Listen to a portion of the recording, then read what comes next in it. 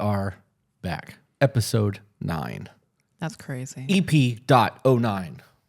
It's 9 episodes. I like the number 9. Yeah. It's a nice number. I like the way it's shaped. It's been a week. We've recorded a lot. We've gone over, I think, 12 emails this week. Yeah. A lot of content. We did a bonus cast. We did our first live call today. Yeah, which may have been a disaster. There was not really much preparation. No, I was gonna just wing it, fly by the seat of the pants. But there's technical disasters that are happening because I have no idea what I'm doing technically. You were on the computer. I was on an iPad. We had everything going through one thing. Yeah, it was a mess. So it was dope to be able to speak with somebody though who supports us on all platforms and genuinely cares about our opinions. Yeah, that was nice. It's gonna be interesting to see how all this evolves. I am still under the weather. You are under the weather now as well. Oh yeah, I'm having fun in here. And yet we're still here recording for you. Dedication. I'm not gonna disclaimer anymore. Good. I don't really care. I mean, we already consulted with a lawyer. They can't come after us. Yeah. We're just giving opinions. So, all right. We had other stuff that we wanted to talk about before we got into emails. You have a whole notebook of stuff over there that you wanted to talk about. I have a notebook full of stuff I want to talk about. But I think I'm only going to talk about the comments, and then we can just get into emails. Okay. So we get a lot of comments from people saying that they would never take advice from someone who looked like us. Mm-hmm. And how irresponsible we are and how much bad decisions we've made and all the mistakes. All of it. We got one today that was like, these people must really have idolized the detention chair. Brr, brr. I'm like, man, you must have watched that video 100 times trying to think of that.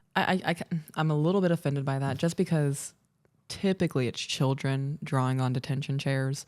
And I've paid thousands of dollars for a legit artist to draw on me. Mm-hmm. So it's just, I'm a little bit more high class in a detention chair. So we keep getting these comments about people saying that they would never take advice from somebody who looks like us. Mm-hmm. And then they point out why, because we made bad decisions. We've got a troubled past. We've got trauma and all this shit. Yeah, we have all that. That's why we're having the conversations that we're having. That's why we're speaking about all of these things that we're speaking on, because that's exactly what we went through. Right. And there are people out there who are hurting and going through the things that we've gone through, and the advice that we are able to give them is benefiting them. Mm-hmm. And they look like us.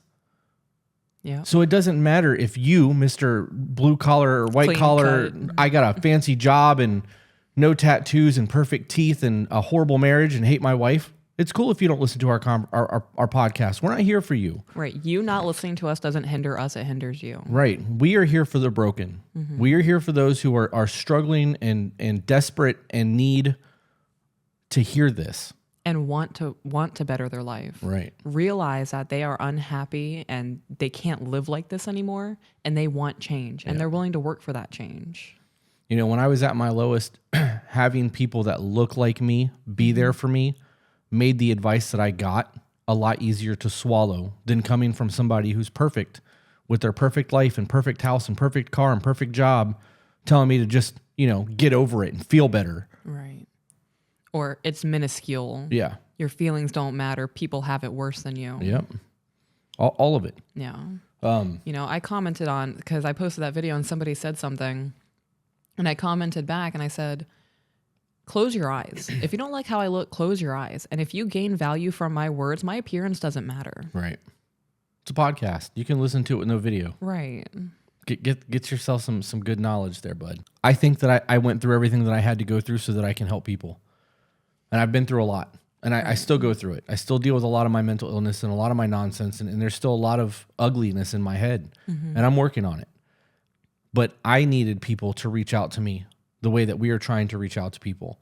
And if all of my suffering and all of my struggles and everything that God allowed me to go through to make me who I am and make me strong the way that I am is going to help other people, it was worth it. Mm-hmm. Because the struggles that I have, I may be able to teach somebody or give somebody tools that they would have otherwise not had to prevent them from suicide. Mm-hmm. Because not everybody is going to have the same strength I had. I have had weak moments where I've tried to end my life.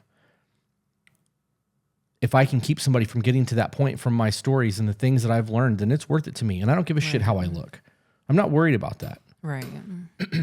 When it comes to explaining our past and things that we've been through, They might even not even be experiencing the same exact thing. They could be on the road to that. Right. So we are telling you what that outcome will be, and you have one of two choices to avoid it. Yeah. People need to hear that kind of thing. And if it hurts and if it triggers you and it sends you spiraling, you have to ask yourself why. Right. Because when something doesn't bother you, you don't have an emotional reaction. When there's an emotional, visceral reaction where you want to vomit and you start sobbing and crying and you're enraged, there's a root of the problem as to why. Right. And when you need to explore that, you need to really look inward and figure out why it's bothering you so much. You have to feel your feelings. And it's not easy. Sitting down and feeling hurt and upset and frustrated and angry and you're never going to get closure from somebody that you think you need, that sucks. Yeah. But you have to go through that to understand it. And once you can understand that feeling, you can pinpoint in your life, well, I feel that when I speak to this person. Right. Or this happened in my past with this person. I don't want to repeat that in the future. You're going to be able to pinpoint things in your future to avoid what you had in the past, and you won't have to feel that anymore. Right. And that's also what we're doing. We're trying to help people experience that and understand that feeling, because you don't have to go through this alone. Right. You don't have to suffer in silence. People who suffer in silence are the ones who aren't here anymore. Robin Williams, the dude from Lincoln Park. Like, you know, you see all these pictures of people smiling all the time. This is what depression looks like. He killed himself the next day. Like, you don't have to suffer in silence. I am a huge fan of Tim Ross from The Basement. And this morning, after you and I had already discussed having this conversation on the podcast, one of his videos popped up. And I wasn't going to do this, but because of what you just said about you having to feel your feelings, this needs to be pointed out. Okay. In one of his videos, he said feelings are information. It's trying to guide you. If you can't process it, how can you change it? Right. I had to pause it and play that back 2 or 3 times because I never looked at it that way. My feelings were always a crippling depression or a insane rage or whatever the case may be. I never processed my feelings to understand why I was feeling them. I processed my feelings because I didn't want to feel that way anymore. Right. And hearing that made me go, okay, that makes so much more sense. Why didn't someone tell me that when I was 14 years old and suicidal? Like, Right. he also went on to say how many people suffer in silence or are made to feel that they don't matter and being invalidated. When you have somebody that's suffering in silence, it's because they've tried to open up to somebody and they've been shut up. It's not even just once. They have been told to shut up multiple times. They have been showed repeatedly by multiple people that you don't matter. Right. This is what I'm going through. Other people have it worse. Quit crying. Yep. Oh, you think you've got it bad. Right. And they try to one-up you. Yeah. That's not helpful to anyone. If somebody's going through something, fucking listen to them. 15 minutes. You don't even have to have a conversation. Just shut the fuck up and listen. Yeah. Let them get it out. And even if you don't relate to them, go, I've never thought about that. I've never been in that position. That must really be hard for you. And I'm sorry you're going through it. You don't have to say anything else. That validation could actually save someone's life. Right. You know, there was a point in high school where I had a best friend. We don't talk anymore. We had a falling out about a year ago. She knew that I was suicidal. She knew that I was depressed. She knew that I wanted to kill myself. And her regular joke was to tell me, just kill yourself. And that was a joke in her mind. There was one day where she was writing something on my hand and she was like, it's going to be a cute little note. Just wait till I'm done. And she wrote, kill yourself on my hand. That's so wrong. That's not a friend. When somebody knows that you're in that mindset and you are just done with everything and you are just a hair away from ending it all, and then they make jokes about your depression and they make jokes about you wanting to kill yourself, that's not a friend. No. That is also invalidation. That's them showing you that you don't matter in their eyes if they think that it's okay to joke to you about you wanting to end it. Right. Looking back on that, I'm absolutely disgusted by it. Granted, we were teenagers, 13, 14 years old. That doesn't make it okay. Right. We need to teach our kids to be better. I agree. You know, I see a lot of the videos on TikToks of like the dude holding a sign with a blindfold on. That was like, if you're depressed, give me a hug. Those videos make me cry every time I watch them. Yeah. Because I've been there. You never know what somebody's really going through. You don't. And a lot of the podcasts and a lot of the reasons that we are putting this information out there is because we genuinely want to start changing people's lives. And you know, this all started on TikTok. Obviously, we talk about it all the time, and we have a pretty decent following over there between the two of us. And like, Yeah, we're almost 500,000. really, are we that high up? I'm at 187 or something like that. I think we're closer to 200 to 400,000. Oh, no, you're right. We're closer to 400,000. Still, yeah. it's still a lot of people that want to listen to what we have to say or relate to us in some fashion or another. Right. But when we started doing the podcast, we did it because people were asking for it. They wanted longer format conversations with us, and the live streams weren't cutting it because TikTok kept kicking us off. People were mass reporting our lives. Right. So they can't mass report this. They can, but when YouTube checks, there's no violations. We're not doing anything wrong. We're just having conversations here. Right. I'm going to apologize too for the F-bombs. I've dropped a couple of them, and I am really trying hard to not cuss. I'm trying to actually stop cussing. It's dialed down. It was at an 11. It's like a 6 now, and I'm doing better with it, but it's still not where I want to be. So I'm acknowledging my shortcomings in my language, and I am working on it. We've said on a couple of the videos recently that we are going to continue doing this until we feel like we are no longer called to do this. And if we are reaching people, even if it's 1 or 2 people a month, and it's saving lives, or it's changing outcomes, or it's bettering marriages, or rekindling, parent-child relationships, or whatever the case may be, it's worth the hours that we're putting in, because you never know what those people are going to do. We're going to bring up Topher for a minute, just because the kid is doing so much. Right. If that kid would have not got his emotions in check and fought his dad and had that whole scenario become a thing, He could have threw away his life. he could have. Who's to say that he's not going to have a kid that cures cancer one day? Right. And that's his calling. And that is why we had to do this podcast, to get that one person to get themselves in check enough so that God can do what he needs to do, because otherwise the enemy would have won. Right. I'm just not, I don't know. I'm over it. I'm done. I don't have anything else to say about the subject. It blows my mind that we are at a point in society where people can be whatever they want to be. They can identify as whatever they want to identify as. They can claim their whatever color they want to claim their color is. They can do whatever they want, and people just accept it. Until you're delivering a positive message or talking about God, and then all of a sudden you're taboo and there's a problem, and you can't do that. It's not even that, we both have our faith and we talk about it. It's not even that, though. People are judging us purely on our appearance. And when we say something smart, or we say something that could really help somebody in their relationship, that was good advice, but I'm not going to take it because you look like that. Right. We've been told that. That's sound advice, but because you look at like that, it doesn't matter to me. Yeah. It's stupid. It really is just crazy. We got a P.O. box set up yesterday. Oh, we did, yeah. After 3 weeks of being asked to do it. 'Tis done. So can we start with a positive email first? Because I feel like that went way nastier than it should have been. I did not have a positive one pulled up. Yeah. So. Well, I wasn't expecting the conversation to get into any of this notebook. I was going to hold that for a different episode. But you made that point, and because you made that point, I'm not going to let it go. Now is the time to talk about it, because we're in that discussion. This is a follow-up on an email I believe we covered a day or two ago. I think it actually went live this morning. Did it? Yep. Which is Thursday. So we have one going live Saturday, and this won't be live till Monday, so it doesn't matter for you guys in terms of timeline. All right, so just a follow-up. This person actually sent a photo of their notebook where they took notes of the things that they gained from what we had to say. So she says that he did have a job for a few months when we first got together. So after that, he hasn't worked since then. And then she said that through him not working and being lazy and showing that he has no motivation, he proposed, and she said yes. And I asked, girl, did you buy your ring? Yeah. If he's not working, how did that go down? And she said, I did not pay for the ring itself, but I paid to have it sized. So that's a plus. She didn't buy her own ring. And then she wrote motivation with a bunch of little sunshine rays on the side, and that made me happy to see. So she wrote down quotes from us. Don't make the same mistakes I have. I don't recall who said that. One of us said it, though. Yeah, I don't know. That's smart to write down. When we are telling you our experiences, we are telling you the outcome of that experience. Right. Might not be the extent of what you have for your outcome, but it's going to be a rough outline of what you're going to go through if you continue that path. Right.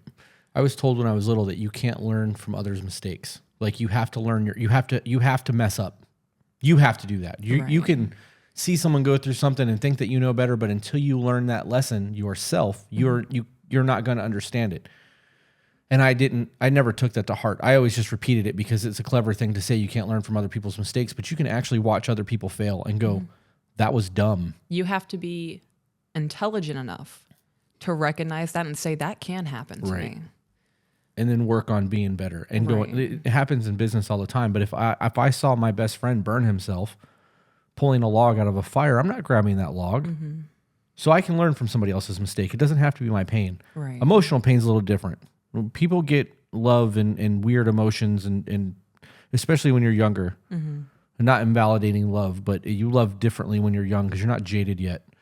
So in that scenario, it is a little harder to learn those lessons. But when it comes to just general life, when you see a lot of people making mistakes or you see something that you don't agree with, you make a mental note of that. I don't agree with that. I don't want to experience the outcome of what they just did. Right. I don't want to cost myself a stupid amount of money trying to do this in business because I just watched two people fail trying to do it. Why did they fail? And then you pick that apart, and that's a lesson that can benefit you. In that aspect, you absolutely can. So for her to say that is smart. It is. Adding on to learning from other people's mistakes, you see how people ruin their life being on meth. Mm-hmm. You know to avoid meth.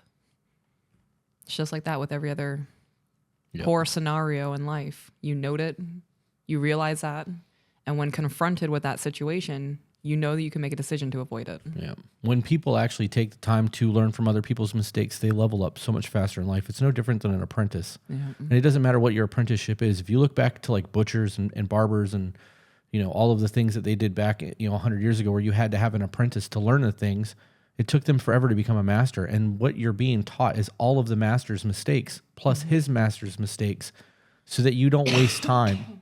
Excuse you. So that you don't waste time making those mistakes. You're taking that time with a master to understand, to shave all of those years of learning off. Right. It's a leap board. The next quote that she wrote down was, "Don't drown for someone who isn't willing to stand up in 3 feet of water." I have gotten so much shit for that analogy on TikTok. Yeah. Yep. Because everybody's a victim. Everyone's saying that it's harmful to think that way. When somebody expresses those abusive tendencies, they really just need love. You do not put yourself in any sort of harm to help somebody else when they are not willing to help themselves. Yep. Absolutely blew my mind that so many people hated on that. Let them hate.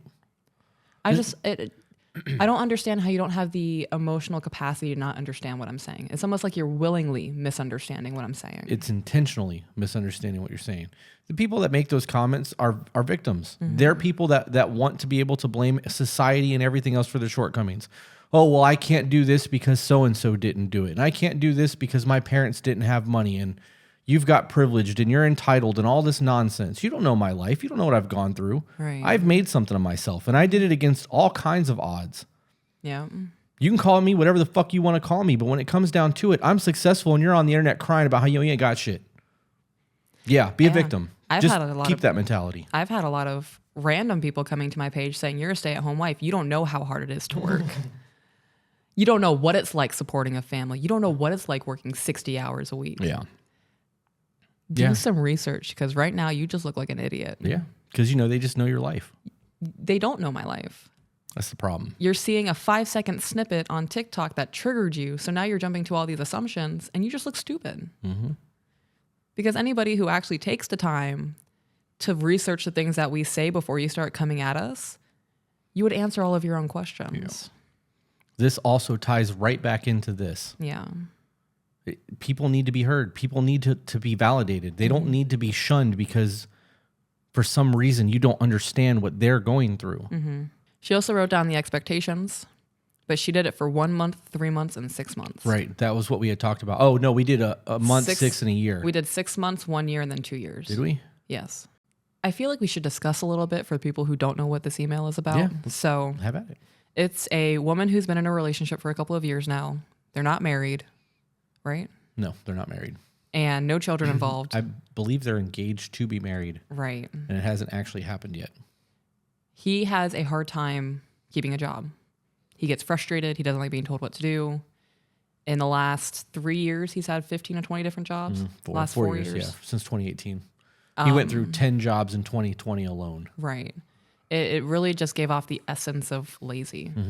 Or you said the option of making your own business, be your own boss. Right. So we implemented that time frame of, he's also self-diagnosed autistic. Right. So we recommend getting an official diagnosis. Knowing what you have will make it easier for you to plan things for your life. Yep.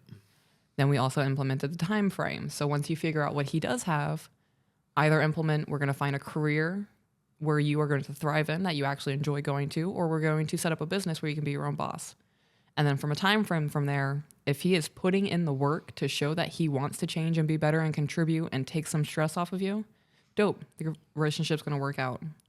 If not, that's showing a lack of priority on his end. That's a good way to word that. A lack of priority. That's good. Thank you. Because I just kept calling him lazy, but you're right. Right. A man's priority should be taking care of his family. So if he's not doing that, his priorities are wrong.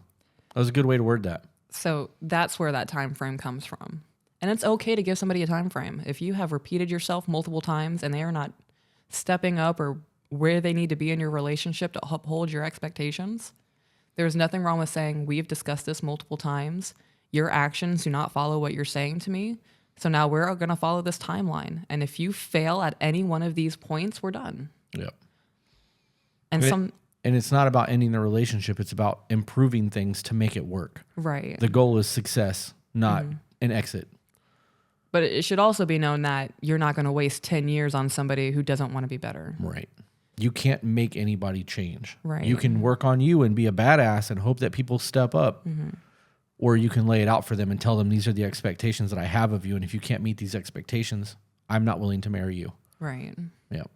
Which, when you say that, is logic conversation. It is. That is the most non-emotional statement I've ever made. But people are still going to get offended by it. Of course they are. But when you really think about that, why would you marry somebody that can't meet the expectations that you have for your future?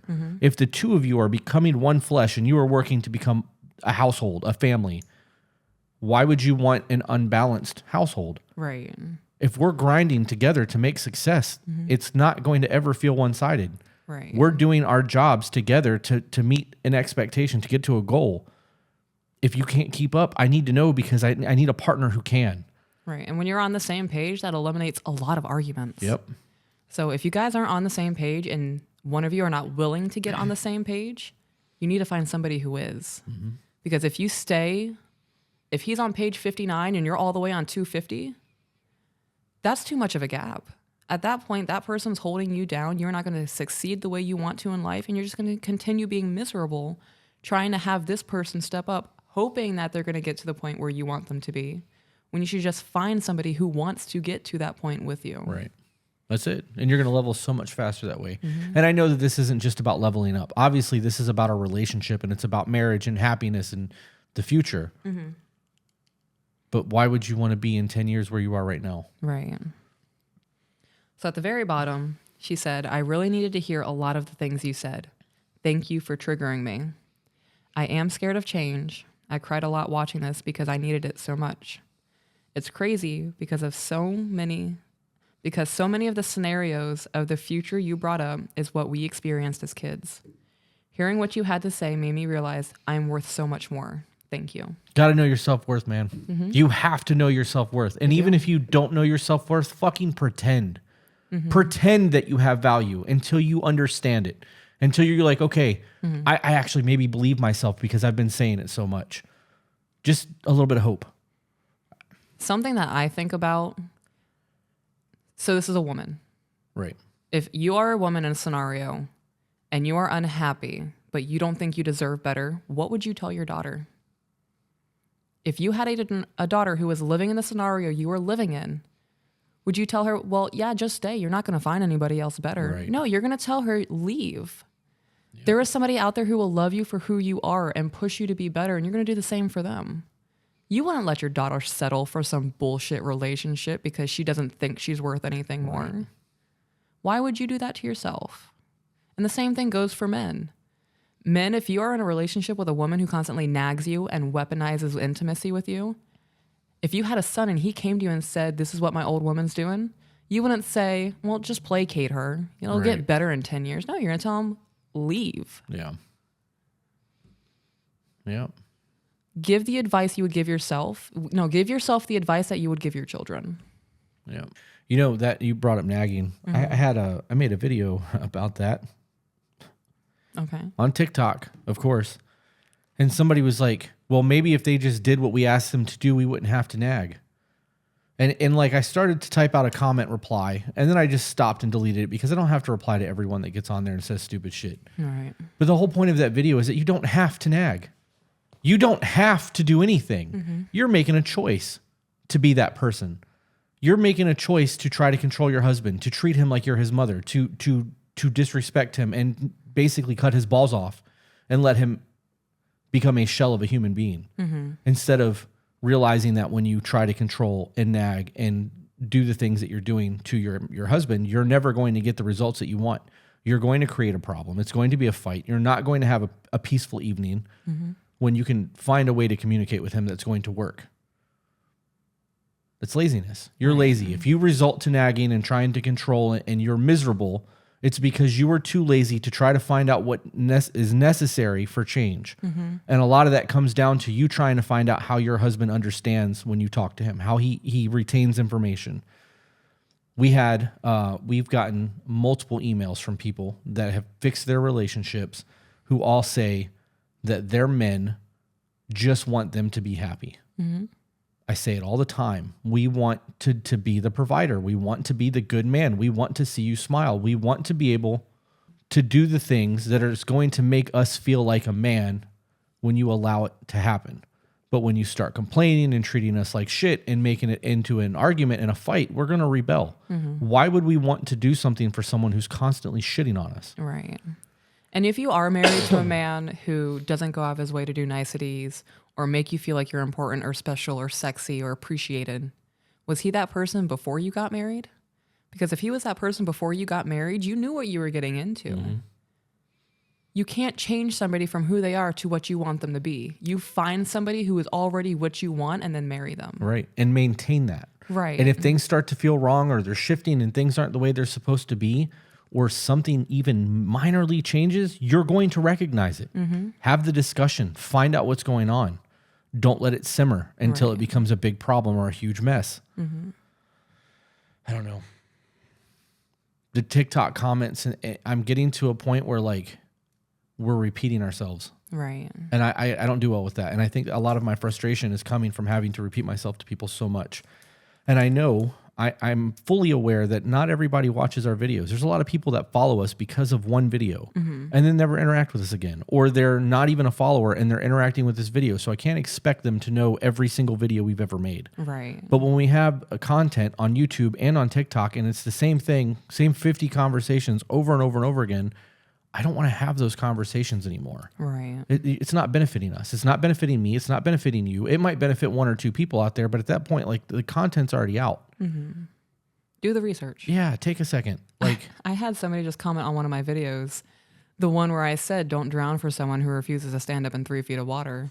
They're like, this is super harmful for people who choose to stay and help these people and blah, blah, blah. And she was like, be better. And I was like, well, first off, joke's on you. I have a podcast called To Be Better. right. And then I also said, if you just scrolled through the comments, you would see my elaborations on this TikTok. So before getting triggered and just instantly spewing whatever you want to think into the universe, take a second, scroll for 5-10 minutes. You'll see where I've responded and said this is in response to somebody who manipulates and weaponizes their trauma. Right. Instead of saying, I need to be better, you need to adapt to me and change yourself to make me feel safe. Blows my mind. Yeah. You know that people leave comments on our videos before the video's even over. Oh yeah, they don't Get a even lot of finish that it. too. And like I will address their comment in the video, but because I didn't get to it right away, they leave shitty comments. And I'm like, did you even watch the video or did you stop halfway through it so you can complain? Because if you're really that passionate about what's being said, maybe you should just dedicate the rest of the video, process it, and then come at me in the comments. Right. Crazy. Yeah, it blows my mind. I get it. People send me messages. It's like I'll get text messages from people or emails from coworkers. And like if it's a long email, I'm skim reading. I don't have time to dedicate 20 minutes of my life to read an email that has 2 points that are prevalent to what I need to know. So I'll skim that. You know what I mean? So I guess it's the same thing when it comes to TikTok, but you're scrolling out of boredom. Right. And if you're getting triggered, wait until the video's over. Find out why you're triggered. Because otherwise you're going to have to go back and delete the comment or you look like a dummy. Right. When you react out of emotion, 9 times out of 10, you always look silly. Yep. So next email. First off, I adore both of you. So glad TikTok gave me something actually beneficial. Ooh, I love that. That is a good one. We've stopped. We stopped scrolling TikTok. I don't get on my FYP at all anymore. I only get on the people I follow. And on the rare occasion that my phone opens to my FYP, 90% of the time now it's Christian content. Yeah. But I'm not scrolling because I don't care. I don't want to get caught up in politics. I don't want to get caught up in thirst traps. I'm not trying to hear the two-way arguments between multiple people and fighting. And I want sustenance. I want to be full. I don't want to sit there looking for something to satiate me. Empty calories. Yeah. Now to my dilemma. My boyfriend of 7 years recently lost his mom. She was his everything. It was her and her 3 boys for most of their life, so this was devastating. Their dad was a horrible excuse for a man for most of their lives as well, but since his mom's passing has really stepped up for his boys. Where my problem lies is that he spends so much time as his dad's, and 99% of the time I don't mind. We love a family man. However, it really, really bothers me when we have plans or have discussed how the night/day will go, and he changes the plan to hang out at his dad's. He says he likes being there because he only has his dad left and his brothers are there. I again love that he loves his family. I just really hate that he will change our plans so frequently. I sometimes don't feel like I'm a priority. She said our plans, not his plans. Right. So do you go with him when he goes to his dad's, or are you choosing to stay home? That's a good question. Because that's one, that's trauma response. Mm-hmm. He's latching onto his dad because his mom is gone. Right. And 2, it's escapism. Mm-hmm. He's escaping his normal life to be around his current family because of the trauma. So are you going with him? Because if you're going with him to his dad's and you're a part of that, you're a support system. If you're letting him go without you and you're choosing to not be a part of that, you are creating isolation in yourself. Right. But you're also driving a wedge. Right. That was exactly my next statement. So I asked, I was like, how long ago did she pass away? It's been 18 months. Okay. So he definitely still sounds frail in regards to all of this. There is no timeline on grieving. Right. When it comes to a death of a parent, especially if they were super close, he will probably never get over this. I'm going to be honest, the first 2 years of somebody passing, especially a close parent, that's still relatively fresh in my opinion. I would be honest, if I were in this situation and my man and I made plans and every single time we had those plans, he would cancel to go to his dad's house with his brothers, I would be hurt. I would be too. I understand that it's your mom and you have a grieving process. I'm still here though. Yeah. We're supposed to be building a life together.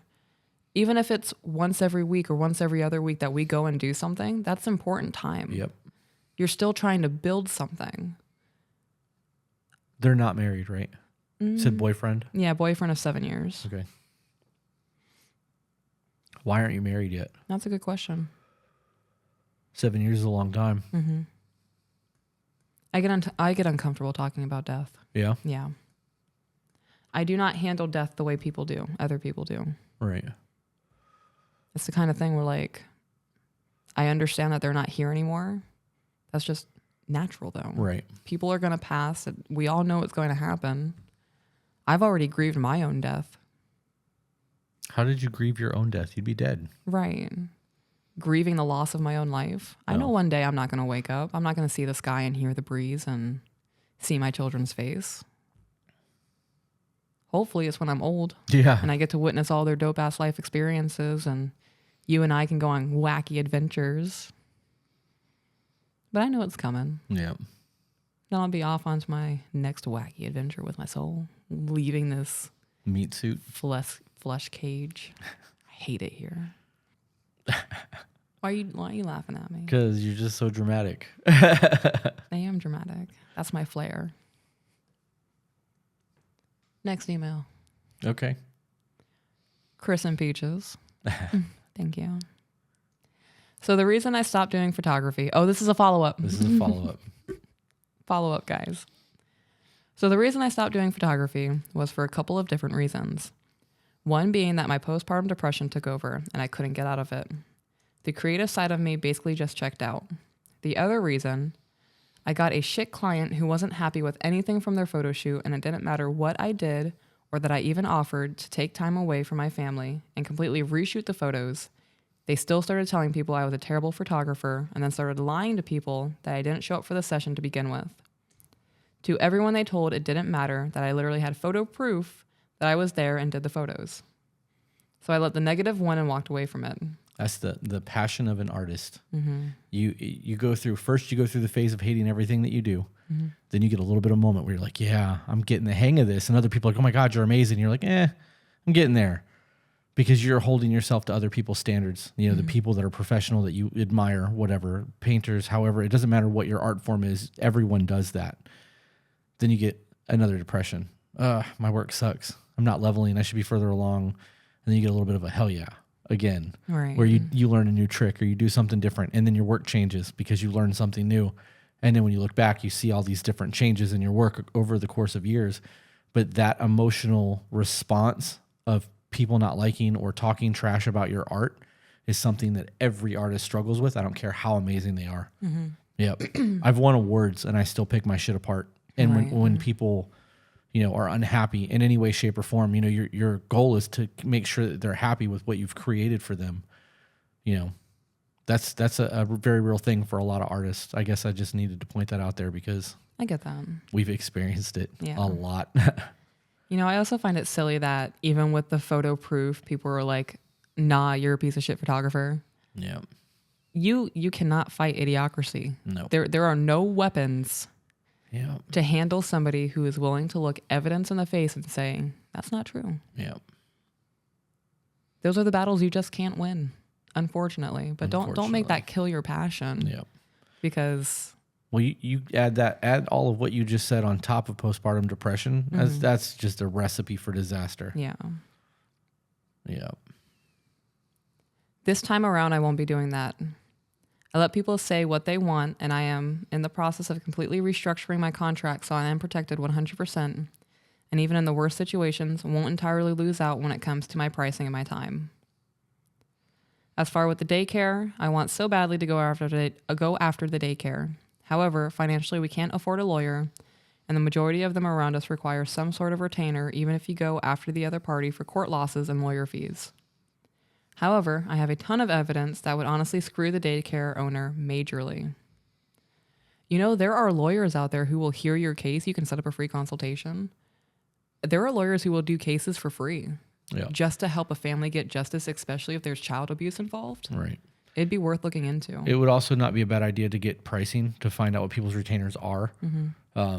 Obviously, if they have a retainer and they're willing to do the case past the retainer until the end, that's different. I know with ambulance chasers, they'll work for free because they know they're going to get a huge payday at the end no matter what. Yeah.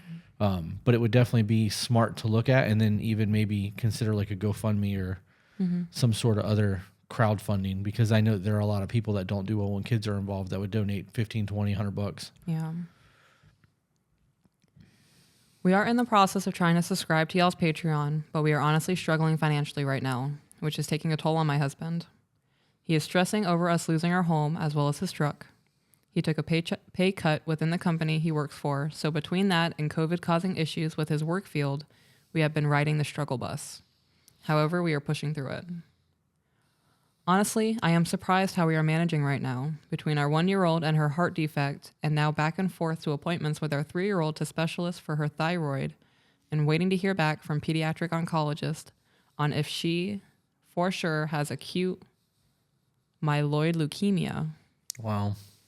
Or if it is something else going on with her. It feels like we can't catch a break. That makes me sad. You know, I know this is going to sound kind of hokey. I said hokey. It's the first word that came to my mind, so I'm going to run with it. Okay. You know, we're building a community on Patreon, and there are some very good people over there. And there are people over there that struggle financially as well.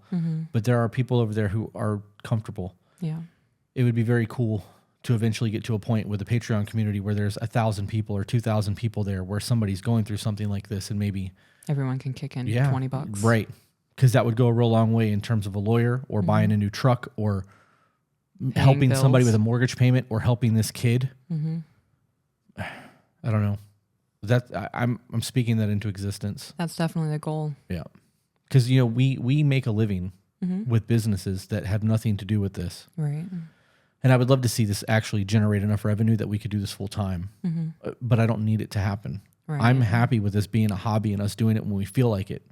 because other than the Patreon, we don't owe anyone anything. And we could do Patreon videos only for the rest of our lives and you know, appease that crowd over there with the live streams, and it would take very little time out of our life. Right. But if we got to the point where this was doing $100,000 a month, we could absolutely create a non-for-profit and help people that follow us or in the Patreon group or support what we're doing. It would be worth it to me because, I mean, it would be nice to have that kind of money, but like we're very comfortable as it is. So like, I don't know. It would be even dope to have like, we could set up a tier on Patreon strictly just for that. Yeah. And that money just sits in an account. We can just allocate like, oh, you need $10,000 for your kid's medical. Yeah. $10,000. I don't know how that would even work, but I think it would have to be an altogether different Patreon. Yeah. But it's something that, you know, I don't know. I am speaking it into existence. I want to get to the point where we can really affect change. All of that aside, I am fully open to any and all tips and advice y'all have as far as for the photography business. Marketing has never been my strong suit. I am very intelligent with the creative and business aspect, but I truly lack in the marketing department. I am also going to include the links to my photography website and Facebook this time. I didn't before because I was trying to remain modest as I'm very used to people, mostly family, doubting my business skills and photography skills. Total fan moment when my husband called and said y'all read my email. I love that. That's funny. I immediately got off the phone and went straight to y'all's podcast. We visit the Blue Ridge area regularly, as Cherokee is where we spread our son's ashes. Going to have to plan a trip to Biltmore, as I have never been. Oh man, the garden at the Biltmore. Just for flower photography, get you something that's wide open, 1.2, 0.8 to get rid of the background as much as you can. Oh my word. Even if you've got a 70 to 200 f2.8 and you can shoot a flower from a distance so you get that separation from the background, the flower photos that you can get from the Biltmore are insane. That garden is huge. Yeah. It's like a 45-minute walk. Sorry, I got excited. That's okay. Thank y'all for the feedback y'all gave. I'm not sure if my photography website will pull up. I made it on a free site creator and sometimes it acts stupid. All right, so anybody that's listening to this that would like to see her photography, it's Smoking Lens Photography on Facebook. Did we do the different sex drives between husband and wife? I don't think so. Okay, because you said that we would cover this on YouTube. Yeah, I don't think so. All right, well, it's going in the podcast. Okie dokie. Hello, I've just watched all of your podcast episodes and I'm hooked. We appreciate that, but sucks that you don't have a life because we have hours upon hours upon hours of content. We do. Are you tired of our voices yet? Did you stop to take a pee break? Did you have lunch? It's crazy that people are hooked to the things that we talk about. Yeah. Our conversations are stupid. The things that I say specifically can really be stupid. And y'all are hooked on that. It's fun. That's crazy. It's so inspiring to see you guys talk about traditional relationships because I also was a woman that thought those kinds of relationships were toxic. But then through my own growth and healing with meeting an amazing man like my husband, realized that a traditional marriage is what I want and something to be proud of. It is. It is something to be proud of. Okay. Pause. Pausing. It is something to be very proud of. Do you know how many people would love to have the position to be a stay-at-home? A lot. It's not common anymore.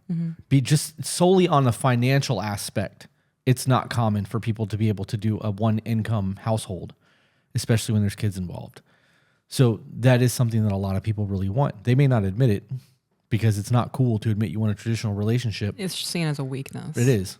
But the people who get it always talk about how happy they are being a stay-at-home and how feminine they feel and how less stressed their life is when they're not working 80 hours a week and how much better they feel as a parent. And I just think that statement, like a lot of people truly want that. Right. So to be able to have that, you're blessed. That's a blessing. It is. And if you don't want it and you're against it and you think it's the worst thing ever, then don't get one. Right. Find yourself a man that wants you to support him. Yeah, right. You be the breadwinner. If that's what you want and you're happy being that, do it. If you both want to work and have joint income, dope. We don't shit on you. Don't shit on us. That's it. That's it. I can listen to you guys talk all day, so thank you for what you do. My husband and I are both working full-time for now, but have plans to transition me to a stay-at-home wife and mom once we have kids. And that is in a few years, but for now, our traditional roles mostly fall into the categories of housework, cooking, cleaning, home management, car management, etc. My husband and I have only been married for a year and a half and together almost 4 years total, including the dating phase. I'll be turning 28 this year and him 33. He is the light of my life, and I wouldn't be who I am without him. That being said, nobody is perfect, including myself. I suffer from periodic depression and anxiety, and I have sometimes crippling self-image body dysmorphia issues. And I do think it could be a cycle with my menstruation. Oh, I think it could be cyclical. Cyclical? Cyclical? Mm-hmm. Cyclical. My throat feels uncomfortable saying that. With my menstrual cycle too, and I have a very short cycle of only 21 days, technically normal, but I'll get more into that later. My husband and I have amazing sex when we have it. The main issue is his libido is much higher than mine. He, like a lot of men, is ready to go at moment's notice, anytime, anywhere. I, like a lot of women, require a little bit more to be in the mood to be intimate. Stress, energy levels, my mental health / body dysmorphia, etc. all play a role in whether or not I am open to wanting intimacy. It's something I am really trying to work on, as I know my partner has a high sex drive and I want to meet his physical needs, but also respect my own body / mind's wishes when it comes to what I want or don't want. Have anything you want to say? I have a lot I want to say, but it's probably not going to be very popular. First and foremost, men have different emotional state of brain than women do, which is why we are able to get over shit emotionally a lot faster than women are, because we have a less emotional response centers. And I would give you the actual name of that because I just read it yesterday, but I've already forgot it. So, Right. But I know that we only have two, where you have many. Right. It's So- scientific. You can Google it. Right. Their sources. Yes, please Google it, because I'm an idiot on a microphone and I'm not trying to do that right now. With that being said, the idea of you not being in the mood when he is just means that your engine needs to be warmed up. And if you are willing to allow that to happen, you may find yourself in the mood. But if you shut it down just because in the moment you don't feel like it, you will never be in the mood. Right. There are times where you and I will start fooling around and you'd be like, I'm exhausted right now, or my stomach's upset, or whatever the case may be, and we got to put the brakes on it. But you never stop me from trying. Right. It's important that you allow that to happen, because you never know what kind of chemical reaction you're going to have in your body that may make you want to play around. It may not. But it's important to let that fire be ignited. Right. Or keep that, keep that ember going. Like, you don't want that shit to die out completely, because when it's gone, people are going to It's hard stop to bring it trying. back. Right. It's a lot easier to keep a fire lit than it is to start a new one. So, and people are going to give me shit over that, because it is her body and her choice and her emotion and whatever she's going through and her excuses and all that nonsense. Fact of the matter is, you have to keep intimacy alive. You have you have to be there for your partner, and when they need things. And though it's normal to say, well, it's not a big deal if I tell him no, or I have a headache, he can just deal with it because he's not guaranteed sex. Well, what if he stops paying the bills? Or what if you're having a really bad day and need someone to talk to, and hubby goes, yeah, I'm busy right now, call someone else, and it hangs the phone up. You are supposed to provide for your partner in all forms. Sex is part of that. So if you have somebody that has a high sex drive and yours is down in the dumps because you're depressed and you're going through what you're going through, you can explain that to them. But don't let that intimacy die. Right. It's still important to try. Yep. The only thing I can think of with that whole analogy of warming up the engine, getting in the car when it's cold outside sucks dick. Once that car is started, though, and you have the heat going and it starts to get all nice and warm and cozy, you're not so pissed off about being in the car when it's cold. Right. To get out of the car and it's cold. Right. But we're not talking about getting out of the car. We're getting in the car and we're getting nestled in for a little drive. Right. When you first get in that car, you're like, fuck this. I don't want to be here. Right. I hate that I have to be here. I hate how cold it is. And then the air going, you're driving, you're listening to music. It's getting a little warmer. Take off your little scarf. You go, okay, I'm getting comfortable. Then before you know it, you're turning off the heat because it's too much. And you're having a good time in the car. Yep. Yep. That's stupid. was stupid. Well, not a little analogy. No, it works though. Right. The point that I was trying to make is that people get to the point where they just don't try anymore. And if you get turned down enough, You're going to stop. you're going to stop. If I came to you and tried to have foreplay in any way, shape, or form, or tried to be intimate with you, or tried to dance with you in the kitchen, and you stopped me, and it happened more than like twice, I would never do it again. It only takes one time with me. Yeah, right. If you shut me down in a super shitty way and you don't explain to me why, I'm never going to try again. Right. I didn't mean in a shitty way. I meant just in general. If I was trying to do something with you and you shut me down a few times, I'm not going to try anymore. Yeah. Because in the event that you want that, you can now tell me because I've been shut down enough that I'm not going to keep trying. Yeah. Why should I continue to strive for something that I know is out of my control? Mm-hmm. And at that point, I'm now at your whim for the event that you may want to do something like dance in the kitchen or do something, and I get to sit and wait. And then later down the road, you get mad at me because I'm not initiating sex enough, or I'm not trying to be romantic and intimate and to do the date thing and try to be the nice person. Well, you shut that shit down for the last 6 months. Why should I continue to try those things? And now you've got a power struggle in the relationship, and you can't figure out where it went wrong. Right. Keep that ember going.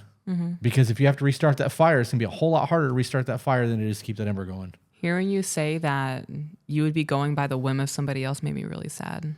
That's exactly what it is, though. It is. You are literally at the mercy of somebody else's decisions. And those decisions will dictate whether or not you have that thing in your life ever again. Right. And if you're married and you try, right, and they say no and you try even harder, or you try to persuade, now you're coercing your sex partner and marital rape and all of this other fucking buzzwords and nonsense that's being said when you're just trying to have or regain or reclaim or keep an ember alive of intimacy in your relationship.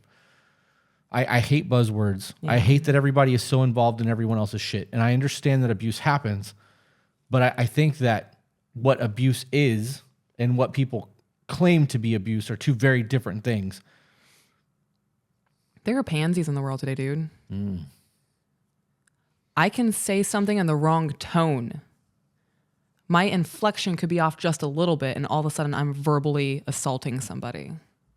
I saw a video the other day of a guard on a horse outside of the Queen's castle, and this woman came up and grabbed the reins of this horse, and the man yelled at her and said, "Don't touch." Right. With authority. With authority. And all of these people are like, he's verbally assaulting her. He's verbally abusing her. I can't believe that they would let the Queen's Guard do this. As somebody who has been assaulted, you know what assault is. Right. Having somebody raise their voice at you a little bit to show authority or to set a boundary is not assault. Having somebody come at you with a knife is assault. Having someone throw deadly weapons at you, that is an assault. Somebody saying, "I'm going to fucking kill you," that's a verbal assault. Right. Somebody saying, "I don't like the way that you're behaving, whatever, X, Y, and Z." Your feelings get hurt. Yeah, that sucks. Nobody likes having their feelings hurt or being told that they're in the wrong. But that's a you problem. That's a you problem. When you say that that's assault, you are actually insulting people who have survived real assault. When you're saying that I'm being verbally abused because somebody raised their voice at me, it's insulting actual verbal abuse survivors. When you have somebody in your face screaming that if you leave me, I'm going to kill you, versus somebody just raising their voice at you because you crossed a boundary. Yep. People are weak. Everybody is offended by everything nowadays. And that's a them problem. It's not on the person speaking. If somebody gets offended, that offense is a them problem. It is. Especially in America. We have a freedom to say whatever the fuck we want to say. You don't have to like it. Right. You know, I made that TikTok purely just saying a statistic. Right. If you are in a relationship and have not had sex in the last 3 months, you're considered to be in a sexless marriage. Right. The actual statistic is less than 10 times a year. So if you have sex once a month, 9 times, that leaves 3 months out of the year where there is no physical touching. Could you imagine only having sex 10 times in a year? No. No, I could not. I would not be in a relationship that way. Wow. That's depressing. It is depressing. And, you know, people want to say, well, I have a medical condition, I'm depressed, this, and that. That is completely separate from somebody who makes the conscious choice to continuously turn down their partner because they get some kind of power trip off of it. They're weaponizing it. They're using it as a reward. Well, if you do X, Y, and Z, then we'll have sex. You're using it as a reward system or it's weaponized. That's as far as that needs to go. That's disgusting. Because I guarantee you that all of those medical conditions that those people have, if they were to end up single and found somebody new and was in that lustful phase, those medical conditions wouldn't matter anymore because now they have intimacy and lust and all of the things that happens when things are new because you never hear that from people who are in new relationships. Right. Have you ever heard that? Have you ever heard somebody be like, yeah, I'm in a new relationship. We've been together for 10 months and we haven't had sex at all. So on that video where I posted that statistic, somebody said, this is hilarious because for the first year of my relationship, we didn't have sex. I'm like, okay, so you had a sexless relationship. That's what you had. Right. Wow. You chose not to have sex. You're in a sexless relationship. What else is that? You're either having sex or you're not. Yeah, by definition. By definition. And I had somebody in my comments saying, well, this offends me. Good. Well, why does it offend you? Because we're happy in our relationship and we only have sex once a year. So a statistic doesn't care about your feelings. Right. You can be happy in a relationship where you're having sex once a year. You're still considered to be in a sexless relationship. Right. It doesn't matter how happy you are or how miserable you are. If it happens once a year, that's sexless. I'm hung up on that. I'm hung up on what I said and you hitting me immediately with somebody who was in a relationship for a year and hadn't had sex. Is that a religious choice? I don't know. Is this actually a medical condition? Are you? They didn't elaborate. Yeah, right. They try to have an I got you moment. I need an elaboration. So if you're listening to this podcast, you need to go into the comments and tell me why you didn't have sex for a year while being with someone. Because if it's a religious thing and you were able to hold out for a full year while you're with somebody, good for you. I respect the hell out of that. But I'm willing to bet that it's not. And I'm willing to bet that you probably are talking shit and making things up because the way culture is now, I don't believe most people make it more than 3 weeks of dating somebody without sleeping with them, let alone a year. There are people now who get shamed if they don't have sex within the first 3 dates. Yeah. I overheard a friend group when I was out for a brunch talking about how they're meeting up with these guys. And this one girl's like, yeah, well, I've been talking to this dude and it's been about 2 weeks now. And they're like, oh, well, have you guys done anything? And she was like, no. And they're like, why? Why haven't you? Is he gross? What's wrong with you? Why haven't you had sex? Why do you need to know? Right. Why is that not normal? Why can't you go 2 weeks and seeing somebody without? How many times in 2 weeks are you actually going on a date? I mean, I guess if you really have nothing going on. Right. But okay, so 30 years old, you have a full-time job. Right. And no kids.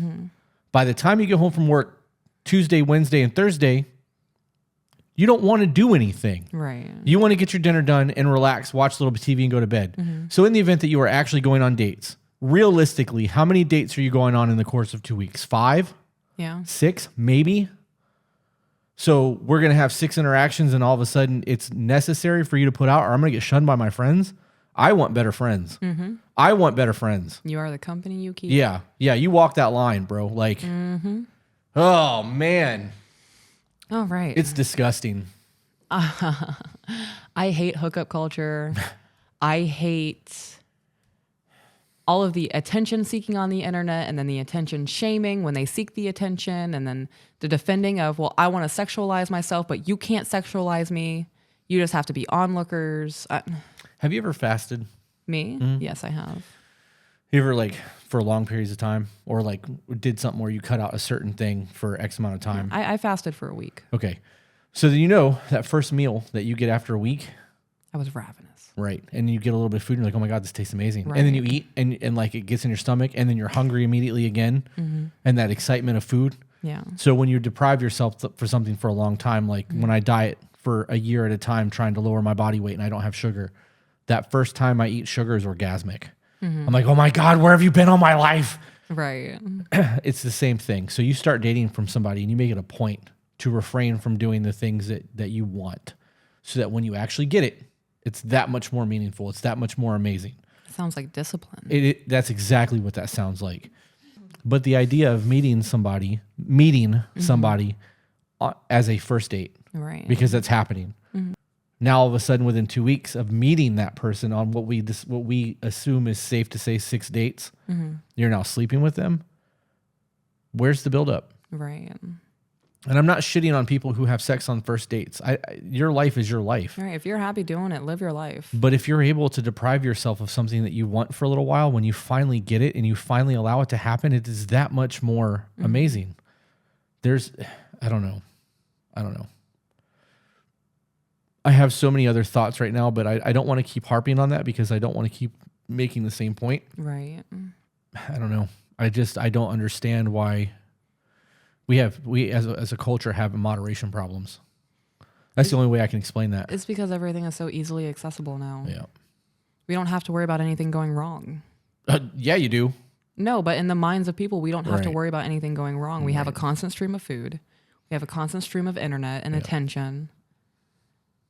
In a lot of people's minds, nothing will ever detrimentally happen. Right. COVID hit and now we're fine. Yeah. Well, COVID didn't really hit. Right. Don't get me started on that. Yeah, I wasn't trying. It was just Good old pandemic. he has never Oh man, we're still in an email. we are, yeah. We really derailed there. I forgot that you were still reading an email. Holy shit. It has been a day. It has been a day. I'm glad I got to witness that. Thank you. Yeah, you're welcome.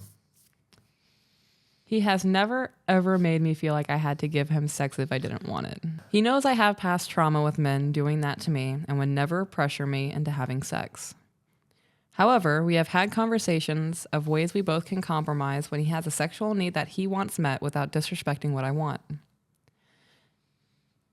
How in depth can I go sexually on YouTube before we get flagged? Read it. AJ will cut it if he has to.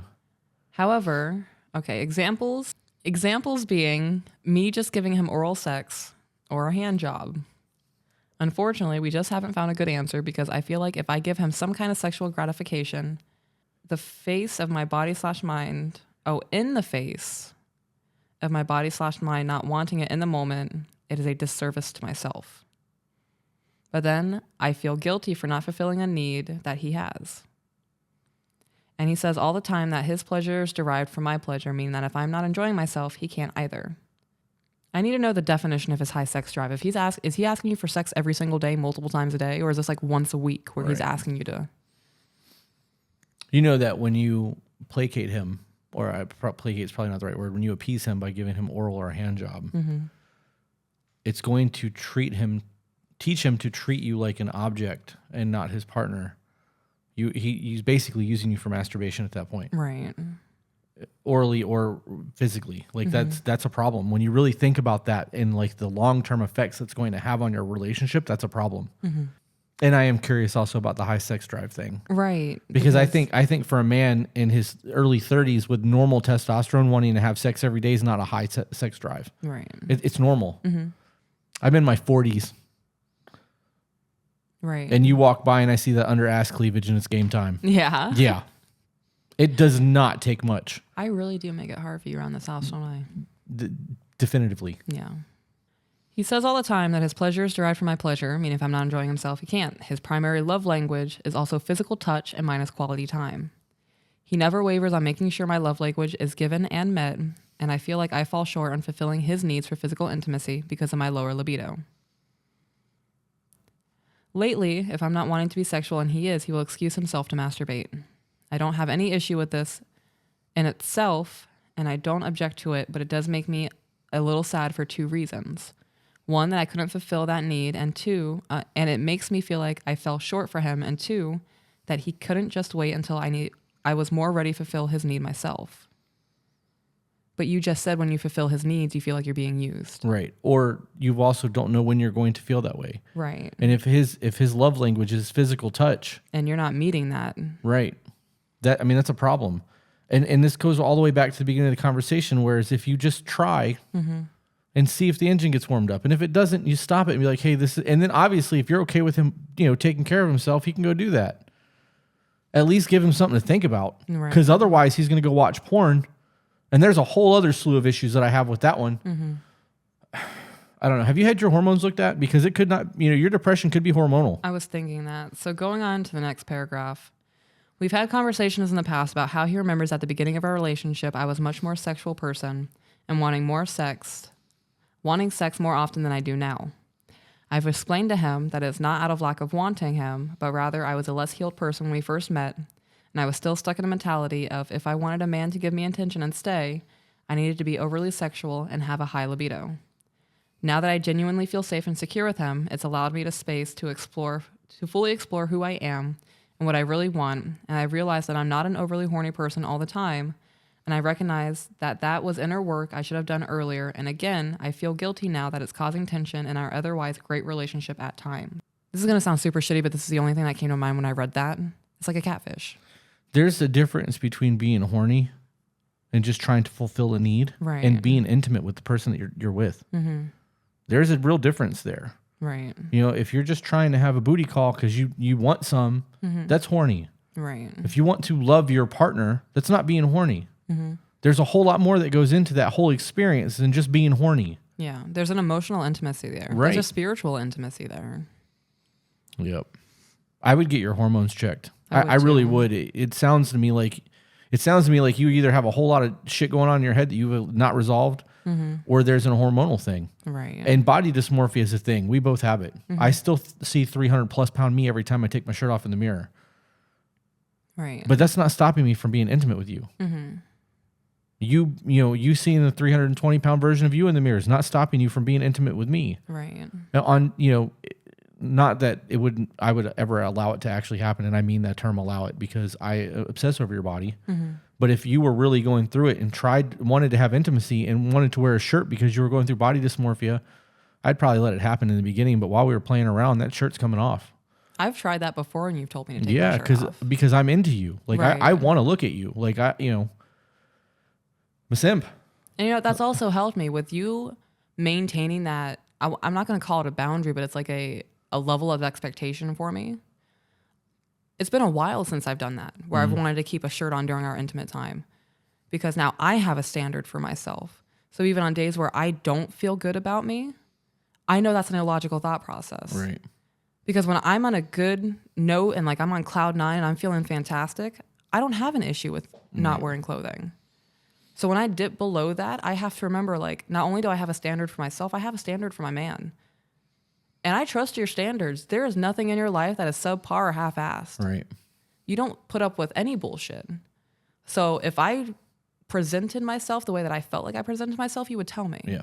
I would tell you if you started to get big again, I would tell you. Right. I'd be like, all right, babe, it's time to start doing cardio twice a day. Let's go to the park. Like I would join in on it. Right.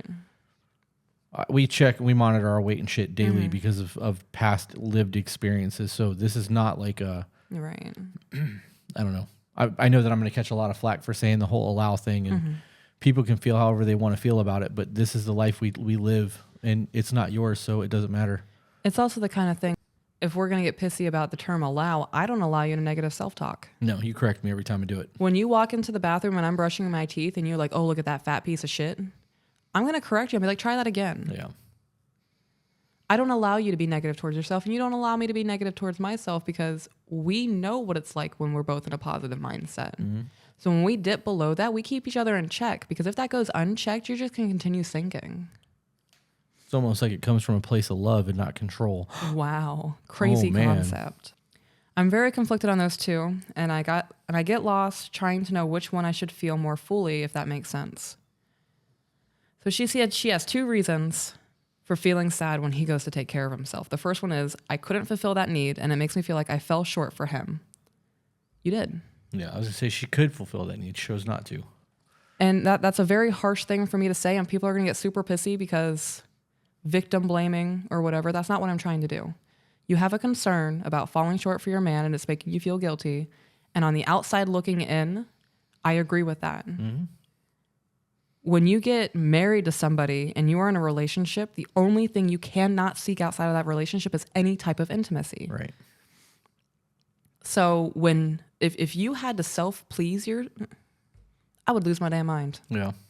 If I was not providing for you in a sexual manner, knowing that you had to go and take care of yourself, I would feel like I'm failing as your wife. Right. I get that. And I would do everything in my power to step my game up.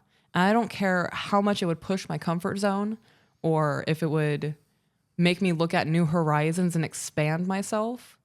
I'm going to do that. Being in a relationship is going to push you to grow, and growing is never a comfortable thing to do. I have a question for you. What? Why would you push yourself to do that instead of playing the normal victim that everybody plays with that scenario? And I can only think to word it that way because I can't think of the proper terminology of what I'm getting at, but that describes what I'm asking you. So there was a point in our relationship, if that happens, I would ask myself, there was a point in our relationship where I genuinely enjoyed having playtime with you. Right. So what changed on my end where I don't have that reaction to you anymore? And it could be my interest changed. It could be maybe you've put on 10 pounds. You have to find the root of whatever that problem is. And in her scenario, she has grown from trauma. I'm talking about us. What do you mean? I'm talking about in an Right. us scenario, not a her scenario. Because I've never in my life been like, you're gonna try to have sex with me, and I'm be like, nah. Right. If I'm committed to you, Mm-hmm. we're married and we're doing the life thing, and you tried to make a move on me, even if I was fucking exhausted, Mm-hmm. been outside working in the sun all day long, Right. I may be like, you're gonna have to do the work tonight. Mm-hmm. I'm tired as shit, but let's ride. Let's go. Like, let's Right. do this. I have a duty to my wife. Right. It's a spousal duty. Right. That's the way I view it. Mm-hmm. Society tells you that you don't have to placate your man. You don't have to do these things. You have the right to tell him no. And if you say no, no means no. You don't owe him shit. But you do. Right. So that's what I'm asking you. So Right. because you feel the way that you do, what makes you think differently than everybody who plays the victim in that aspect? Because you don't subscribe to that mindset. Because I know that if our relationship falls apart sex-wise, it's going to fall apart intimacy-wise. Yeah. And if things fall apart intimacy-wise, we're going to start arguing. And then arguments are going to lead to yelling. And then things are just going to start breaking down. At that point, why would you want to stay with me? Right. If every aspect of our relationship is a war zone, all because I just didn't want to have sex with you, you're going to go find a chick who's going to give you all of that and peace. So, okay. I'm really, I guess I want to hear you continue talking about this, and I'm going to ask you questions that people are going to make statements about. Right. What if the intimacy is still there and the sex just isn't happening for whatever reason? We're both exhausted. You're cramping. Obviously, that's not a thing for me. Periods and sentences, and that's as far as that goes for me. Right. So that's obviously not a thing. But in a scenario where some people are just not about that life, or I don't know. I don't know what it is that actually makes people tell their partner no and is not willing to even try because I've never experienced that. Right. But in the event that that happens and we still maintain intimacy for another 3 or 4 months, I'm still flirting, smacking your ass when you walk by, dancing with you in the kitchen, having playful conversation in bed, holding your hand in the car, reading scripture together, having in-depth conversations about life, all of the truly intimate things. And that continues for 3 or 4 months. But sex is not happening. Right. At that point, do you think that the lack of sex is going to kill the intimacy, or do you think that If both people are fine with not having sex, no, I don't think so. If you guys are fulfilled from intimacy and neither of you are upset that sex is not happening, then there's not a problem. okay? It's a basic human nature to want to have sex. And in instances like this, she has grown as a person. Right. And that's normal. That's okay. People grow. Sometimes you grow apart. Right. You have realized that you're not this hypersexual person that you portrayed yourself to be in the past, Right. in the beginning of the relationship. So at this point, you guys have options. You can either try, when he says, hey, I'm in the mood, give it 30 minutes. Fool around a little bit, make out. Have him touch you in certain spots that make you tingle and see what happens. Like I have like that little ribcage spot that you touch. It doesn't have to be a sexual spot. If you like getting the nape of your neck tickled, have him do that. Right. And after 30 minutes, then see if you're in the mood. Instead of just shutting it down at the mention of it. Right. So I didn't see that anywhere in this email. Do you think you're betraying yourself when that happens? No. Because that's going to be another comment that's going to No. be. I really am trying to cover all the bases so that there's nothing Right. that anyone can say in the comments with this. If somebody says that I'm ignoring my body when I do that, I feel like that's a stupid statement. Okay. I need you to elaborate. I know. I'm trying to Okay. find like an analogy that I can put with that. That's like, when you don't eat for a while and you're super hungry and your stomach hurts, but you feel like if you eat, you're going to vomit. Right. You force yourself to eat anyway. Right. Just smaller bites. Right. And then once you've gotten those few bites into your stomach, you're actually really hungry. You just had to get past that hunger pain. Right. It makes sense. Right. Yeah, it makes sense to me. So even in a scenario where like, hey, I'm not in the mood, you're my husband. You're the only person who's allowed to get me in the mood. Right. So let's give it a shot. Even if I'm not in the mood, we can kiss and we can make out. And in 10 or 15 minutes, I will tell you, hey, let's do this, or I'm not really feeling it tonight. But the trying's there. Right. You see that I'm willing to put myself out there and push my comfort level or envelope. It's not a comfort level for me, but in this instance, it's a comfort level for her. Right. It shows that you're putting in effort. Right. It truly shows that you're putting in effort, because if he knows that you're really not into it, but you're trying anyways, and then it gets shot down, you tried. Right. Like, you did show that your partner that you are not invalidating their desires. Yeah. And if that's something she's already doing now, then there should be no guilt. Right. You know, if you're trying and it's just not working out, you tried. So if he has to go and take care of himself anyway, both of you know that the effort was there. I'm willing to bet if they try and it does not happen past that certain point, it's got to be hormonal, or she's just not into him anymore. And that's a very real thing. You know, people fall out of lust. Right. It happens. You can still love someone and not lust after them. Right. But that's not a life that most people would want to live. Sex is important to a lot of people. It is. And then her second reason is he couldn't just wait until I was ready to fulfill his need myself. So prior in your email, you said you guys have resorted to blowjobs and handjobs. Right. And now that's not even enough because you feel like you're disservicing yourself in doing that. So you've turned him down vaginally. So you guys moved on to hand-to-mouth stuff. And now that's starting to become an issue for you. When will you be ready? Right. You know, even if you're ready to give him a blowjob, you're not going to be all the way into it because you feel like you're lying to yourself and doing that for your man. Right. And a dude can tell when you're not into it. Yeah, that will absolutely affect him as well. So, Absolutely will affect him as well. This is going to sound really, really harsh, and I'm not saying this to hurt anybody's feelings. I'm saying this as a logical point of view. You might need to hear it. Both of those reasonings are on you. Yeah. Both of those reasonings are derived from your actions and your thought processes. I wouldn't want to be in a relationship like that. I wouldn't either. On both ends. Even if needs are being met on other aspects that's non-intercourse, intercourse matters to me. Like that physical intimacy, and like we actually even talk sometimes, like normal conversations while we're playing. It happens. But those are our moments. Right. Like, you know what I mean? Like that it's not is even such just about the release. Right. It's that time together. Right. And only we have that time with each other. Nobody gets to experience that side of us except for each other in those moments. Right. I wouldn't want to live in a relationship where that was not a thing. Yeah, no. I need that kind of intimacy. I crave that kind of intimacy.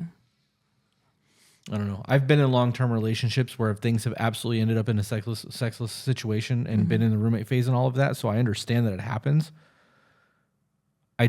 It's not something that most men would be okay with. Like it's not, you're a shell of a person. Your relationship is over. There's a lot of things that are going on when that happens. It just hasn't come to a head yet. Right. I don't know. I also want to say, like, you have a good man. He's not pressuring you. He has never said anything to make you feel bad. So have you talked to him about how you're feeling in all of this? Like, have you told him you felt guilty? I feel like that needs to be a conversation that's had if it hasn't. Yeah. I think there's a lot of conversations that need to be had. I agree. That's definitely one of them. I think she needs to get her hormones checked. I agree. You said they've only been together for 2 years? They've been together for 4 years. 4 years. 4 years total. They've been married for 1.5 years. I wonder when the sex change. I was just getting ready to say that. Was it before you guys got married? Not sexual change. Right. Yeah. Okay. Did that stop before you guys got married? Because you've only been married for 1.5 years. So that's 2.5 years. Were you consistent for that 2.5 years? Right. And then you got married and all of a sudden things changed? Is it you got married and then that was kind of like a shock to your nervous system and now all of a sudden processing everything that's happening and this is your life now? Is that a lot of stress on you? Is that a lot to think about for you? A lot of factors could be going into why you're just not feeling it anymore, especially with a life-changing event like that. I'm also curious on like how their sexual situation happens. Because if he's on the couch, he's like, "Hey, want to fool around? You really did the job there, buddy." Right. It's all about the initiation. My ovaries are just screaming now. Let's do it. You know, but if there's dirty text messages all day long, talking about how beautiful you are and Right. how great your skin is and all this fucking, courting thing and dating and lusting. And Flirting. then you get home and you've built this anticipation all day long. And now there's physical touching and kissing and, hip grabbing and all the things that are happening, because that's going to be a whole lot different than the first scenario I gave. Right. Because now you've had a buildup all day long. And There's an excitement. Right. And there's intimacy because it's been happening all day long. Yep. In that scenario, those two situations, one of them is going to give you a much better outcome. And if he's just like, go get a towel, it's not going to do the job. No, it's not. That's just not a thing. I don't know. So her last paragraph is, also my feelings of lower libido get worse in the days leading up to my period. And with having a short cycle, that period of time comes around more frequently than I'd like. Any input on this would be greatly appreciated. I plan on rewatching your podcast with my husband because him and Chris have a lot in common. And I think he would find your show just as informative as I have. Thanks for your time. You guys are probably going to hate us after this. Oh, one. yeah. You guys are probably going to be upset at some of the things we had to say. And none of it's from malice. No. It's not. This is an outside perspective looking in. Things that we have seen, information we've gathered from other emails. Life experiences. Mm-hmm. None of it's said to hurt feelings. No. Will it hurt your feelings? Probably. I hate that I hurt your feelings. It's not my goal to hurt your feelings, but sometimes when it's painful to hear, you really need to hear it. Right. And if it doesn't apply to the situation, because this is just an email, this is a small window into your life. If none of it applies, then we're just totally off base and none of this is useful for you. Yeah. Yeah, and that could be a thing too. I don't know. That whole scenario for me, really, I believe that all sexless marriages come down to a lack of intimacy. Mm-hmm. I agree. You're not flirting anymore. You're not, telling your partner how great they look. There's no lust. Right. There's nothing there that is keeping you engaged in that scenario. Mm-hmm. And it could be something as simple as you're tired. And because you're not tired, you're not putting in the effort. And he feels like you're not putting in the effort, so why should he? And that, people are start matching energies, even though it may not be directed at him. It could be something else that's happening. The way he's reading the room, now you guys are feeding off of each other on miscalculated judgment. I also want to ask, what is your self-care routine? That is super important. Right. Like, do you have anything that you do for yourself? Because if you're constantly overwhelmed and you're not doing things that you enjoy, everything becomes a chore to you at that point, including sex. So maybe before trying, take a bath, go for a walk, read a book you enjoy, go for a bike ride. Do something that makes you feel feminine, that makes you feel good about yourself, and then try to initiate. Yeah. If he's always initiating, maybe you try to initiate. Try to be sexy. Get his attention. It's going to be hard to do with no libido. Yeah. And this sounds so shitty. I think a lot of that it could be an excuse.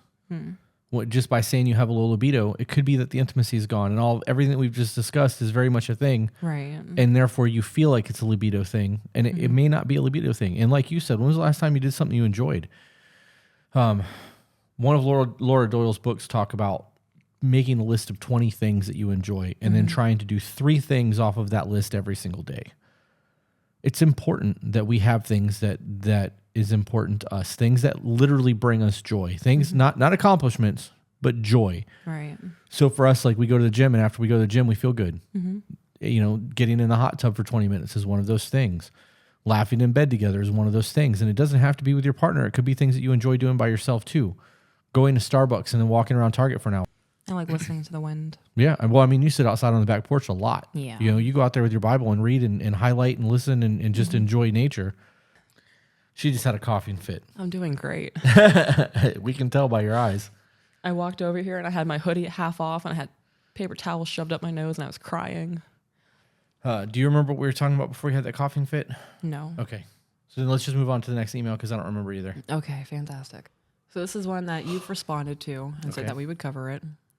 Hello, I have been watching all of y'all's podcasts and TikToks as I come across them and searching for new ones for any new information. I have a question for both of you, and I'm going to try and word this the best way possible. My husband and I have been together for 29 years and married for 13 of those years, coming up on February 17th. I've always had a hard time with relinquishing any kind of control over anything in our marriage. But as I've been watching and truly listening to the things that both of you had to say about a traditional marriage, it is starting to become something that I would really like to go forward with. How can I do this from this moment on? How do I take a step back and say I'm going to give you full control over our finances and other things and still be a strong woman for both of us? I'm trying very hard to be a better woman and wife and want to do anything that I can to make our marriage better. The correlation of being a strong woman and handling finances don't equate to me. Why is that? Because you're a strong woman and I handle our finances. I hate finances. When you guys are working together as a team and you're playing to each other's strengths, you are making it so that you guys are going to be the most effective team possible. Mm-hmm. So if you don't want to deal with the finances anymore and you want him to deal with them and you have that discussion and he's willing to do it, you not dealing with him doesn't make you less of a woman or less in power or less empowered. It makes you less stressed. It makes you less stressed. You can pick up things that are going to make your household better if you're, that's one less thing you got to worry about. So having those discussions and trying to figure out your strengths and his strengths and then playing to those strengths are going to make you better as a team. Mm-hmm. I know that it's very commonplace for people to tell you that you have to be independent and you got to do you and worry about yourself and all of that nonsense. And I don't believe that. I believe that when you're married, you're a team and you should be taking care of each other. I agree. When it comes to relinquishing control, do you trust him? Like when it really boils down to things, do you think that he is a capable man? He has a job. He's capable in his field. He gets paid for the work he does. Right. So if he's capable outside of the house, he's going to be capable in the house. And the only way to find that out is to trust him. Yeah. Hand things over, give it 6 months. If in 6 months you're still not happy with how things are going, then you have to alter it. But you can't say, well, I tried to let him run the finances when he was in control for 3 weeks, and every time he made a decision, you countered it. That's not letting go. That's being argumentative. That's a good point. If you're going to give up control, you need to actually give up control. Right. Still pay attention to it, but don't complain. Don't nag. Right. Don't question. Don't second guess until he shows you he's not capable. And then when he shows you that, which, you could be in trouble by then, but when you feel like it's no longer the case, if that happens, you may have to step up and say something. Right. I don't think that that's the case. I truly don't believe that women just date incapable men and then marry them. I do know that women marry the wrong man from time to time because of the emails we get. Right. We know that people don't always make the best decisions, but you've been together for 29 years, 13 of years of that is marriage. Right. At this point, this man has proven to you what he's capable of and what he isn't. And if you want to relinquish power to him, or control or finances or however she worded that, you know what your man is capable of. Right. It blows my mind when people are together for that long and still struggle over things. Mm-hmm. And I don't mean that in a negative way. And I'm not shitting on her by any means, but like 29 years is a long time. It is. Like that's a long time. And during that 29-year process, if he has shown you that he's not capable of doing something, you should know that by now. You guys should know your strengths. There's also going to be a weird period, transitionary, where you tell him you want him to do these things, and he's going to go, oh, wait, okay, why me? Like, why do you want me to do this? Like, you guys may have a very awkward conversation about all that because this could come from left field, and he may not see this coming. Right. Or he could be like, cool, I got this. He might be like, finally. Yeah, it could be. It could be. There's also a level of trust that is shown and respect that is shown when you relinquish something like that to somebody, which will regain intimacy. Because for a lot of men, trust and respect is what we thrive on. So if you're doing the things, showing him that you respect him, showing that you trust him, and allowing him to provide and lead and protect and do the things that I believe a man should do. He may not believe that, but if he does, it may change the dynamic of your relationship in a positive way. I don't know. I think that really it just comes down to having a very simple conversation with him and telling him what you want, like actually telling him, not beating around the bush. Why are you looking at me like that? Because you didn't flip it over. Yeah, because I'm going through it. I just need them to see. Oh. So I don't recall what you said. Did you say that handling finances doesn't make you a strong woman, or did you say that doesn't make you an independent woman? I don't remember what she said. Okay. I think that she said that she was afraid of losing the power of it or something. Okay. Well, I'm not sure if you said it or not, but I want to talk about what makes a strong woman. Handling finances does not dictate whether or not you're strong. Right. I can handle finances. I did it for a very long time. You handle finances in our relationship, though, because that is something I do not cope well with. Right. I become very stressed when I know that there are things that need to be paid for. Even when I have money in a bank account, I will continuously stress about money. I can't mentally handle it. I can. Doesn't mean that I want to. Right. I choose not to. So you handle the finances. I think I'm a very strong woman. And I'm a stay-at-home wife. I'm a stay-at-home mom. I don't work full-time anymore. I maintain a household. Things that I consider that make me a strong woman is my communication skills, my ability to understand. I don't let people walk on me. I state my opinions, and there is no question when I state my opinions. I know my opinions. I know who I am as a person. I know my self-worth. I know my quality of character. I will not allow someone to degrade me or put me down. My time management, I think, makes me a strong woman because I'm able to get everything done in a day and still fuck around for 3 hours. So being in charge of things doesn't make you a strong person. There are people who are in charge of things that make total train wrecks. When you're bursting at the seams, that doesn't make you a strong person. That just shows that you push yourself to extreme levels when in your mind you think it's necessary to. Mm-hmm. Putting yourself under unnecessary stress or putting yourself through emotional turmoil, it can be considered a strength, but that's also self-harm in a sense. Does that make sense? No, it does. If you don't have to be in fight or flight or constant stress scenarios, why would you want to be there? Right. Just for the label of being strong. Right. There's a multitude of other things you can do to show your strength. So it's okay to not be in charge of finances, especially if you have a man who's not going to miss a mortgage payment. Right. Or he's not going to gamble $2,000 and then your electric bill's not paid. Did she stress anything other than the finances? She just says, I have a hard time with relinquishing any control over anything in our marriage. Okay, so it's not just financial. Well, she specifically said, how do I step back and say I'm going to give you full control over our finances and other things, but still be a strong woman for the both of us? Okay. So it was a strong woman comment as well. Yeah. It sounds like she's afraid to relinquish control. I don't think it's a power thing or strength thing. Mm-hmm. I think she's just afraid to relinquish control. Yeah. If you're willing to do that, you know he's capable of doing it, or you wouldn't be considering it. Is it like a stigma from people in your family? Do you think that they're going to view you as weaker if you do that? Right. Or, of course, by society standards, you're going to be viewed as weaker. I get told constantly that I'm a weak woman. I just don't see that. I get told that I'm a slave and that I'm being manipulated and all of this other shit.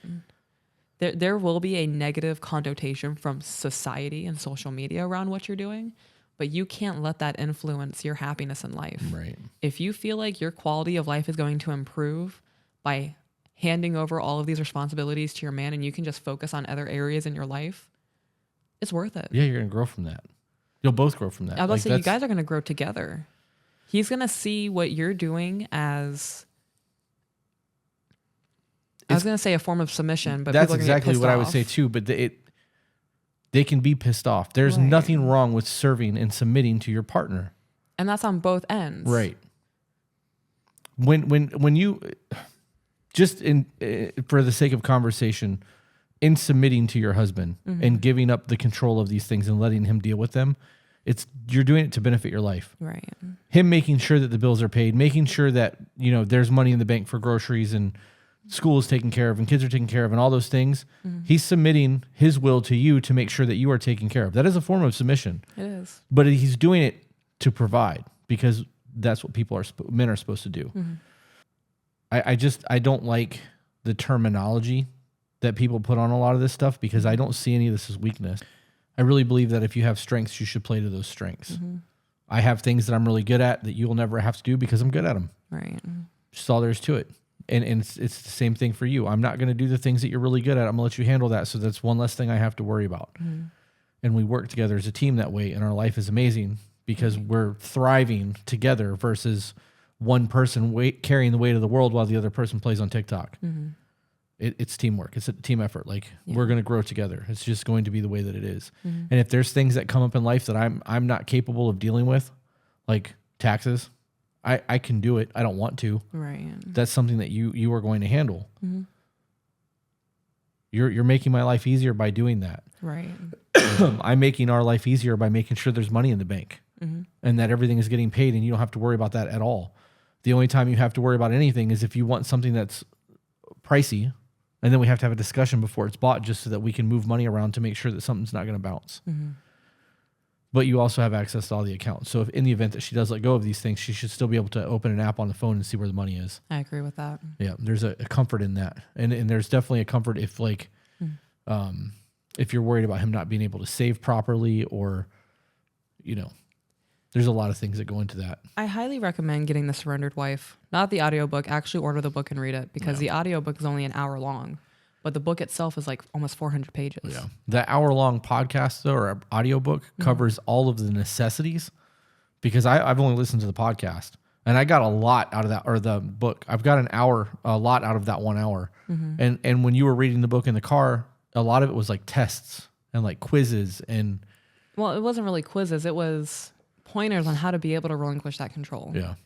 There was a point where she was talking about letting go of the finances, and for 6 years, everything went paid. He was doing great. And then there was one day where he forgot to pay the electric bill and the power was shut off, and she lost her mind. Oh, yeah, that wasn't an audio. She wrote a check, took it to the post office, paid it, and then she realized in that moment, I don't know if I just bounced a checking account by paying that. Right. And she was like, I have to call him. So she called him, let him know what was going on. He was like, oh, I just thought I paid it this morning. It never hit submit, whatever happened. Right. He's going to mess up. At some point, whether it be 6 months when you relinquish control or 6 years in the relationship, at some point he's going to mess up. But when that mistake happens, he's going to learn, and he's going to double check and make sure everything's paid. Right. Because in that instance where he messes up, not only is he failing as a provider, he's letting you down as a man. He's not going to want to do that again.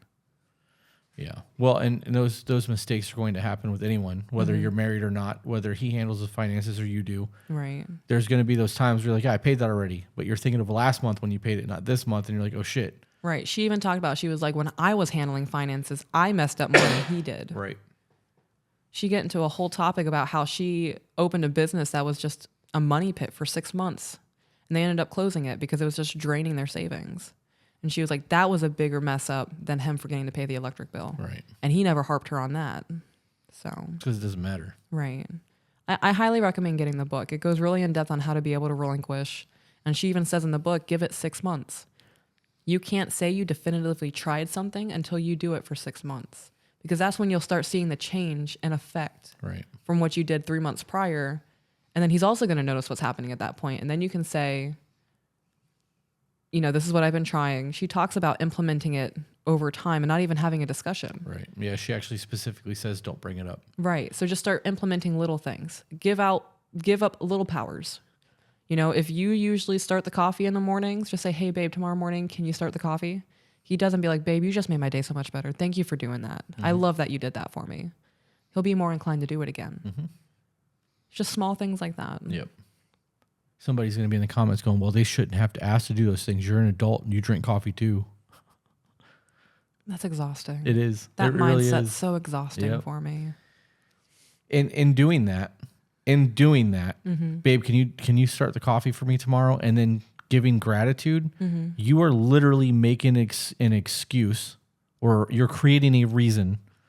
You're creating a reason to be able to give your partner gratitude. I could hear that drinking in the microphone. Stop. I did. That was funny. You're creating a reason to give your husband gratitude and positive affirmations and positive intimacy moments. Because, you can grab your cup of coffee, give him a hug, and thank you. I'm so grateful you did this, like you said. Kiss him on the cheek or whatever because you got coffee breath.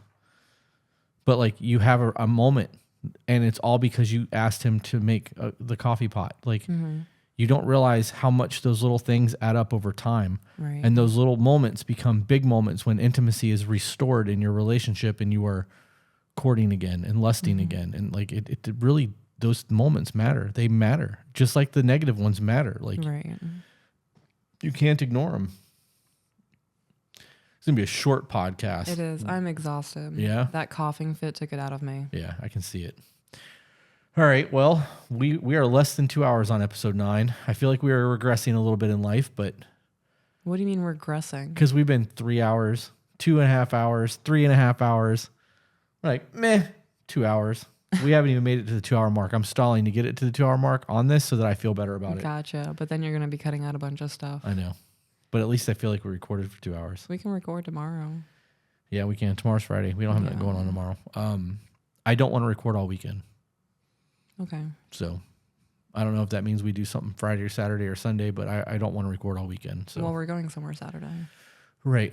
So yeah, we could record tomorrow and then again on Sunday. Saturday would be cool because we're going to Tampa. Yeah. So, all right, guys, that's the 2-hour mark.